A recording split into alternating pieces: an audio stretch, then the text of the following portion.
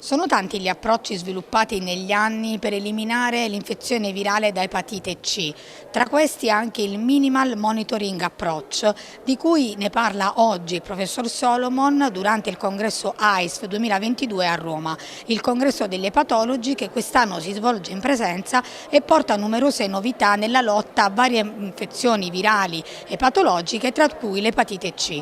Cerchiamo di capire meglio l'approccio, in cosa consiste e quanto può essere importante anche nella lotta all'epatite C. Professor Solomon, in your recently published articles whose result you showed us today, you talk about the minimal monitoring approach in patients with hepatitis C. What are the components of this approach? So the minimal monitoring approach that I presented today has 4 different components. The first one was we eliminated pre-treatment genotyping, so no genotyping before you started treatment. The second thing we did was we gave them the entire treatment course, so 3 bottles or 28 tablets of sofosbuvir and velpatasvir at entry. So you gave them the entire treatment course at study entry. The third thing we did was no on-treatment clinical visits or laboratory, so nothing happened to the participants while they were on treatment. And the last component was we did 2 remote contacts. So one was at week 4, and then the other contact was at week 22 to ask them to come back in for their SVR assessment. What are the principal results of the MIMON trial and with sofosbuvir and velpatasvir treatment? So I think the important thing is the MINMON trial included participants from across the world, both high-income and low-income settings. And overall, we saw a sustained virological response, which is cure rates of 95%. And this was the same whether it was a high-income setting, a low-income setting, men, women. So it really was a very promising approach in terms of efficacy.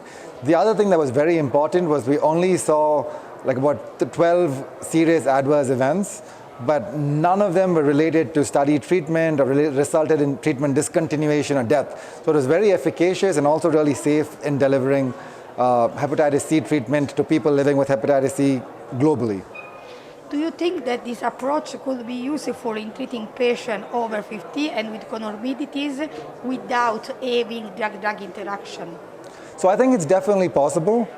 So in our population, so we had a significant number of adults over the age of 50, and actually in the groups over the age of 60, our SVR was actually 97%, so it was much higher than the 95% we saw overall.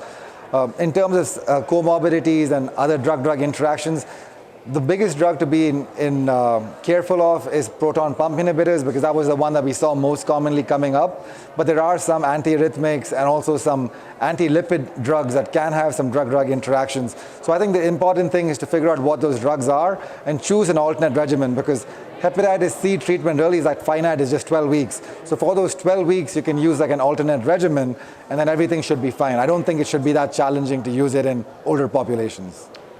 Do you think that this strategy could be crucial for the global HIV elimination? Absolutely. I think we take many things for granted, especially in high-income countries, or when you move to low-middle-income country settings. Access to many of these tests like genotyping or HCV RNA is super expensive, even if it is available. So I think getting rid of all these tests makes it a lot more accessible. And I think the other thing, because of COVID, what we've learned is even traveling can sometimes be uncertain. You could be shut down, locked down, and in these circumstances, getting refills becomes challenging. So dispensing that entire treatment course at baseline and reducing that need for in-person interaction really improves the adoptability and the ability to reproduce this, improve access, and really push that needle towards WHO's ambitious elimination agenda.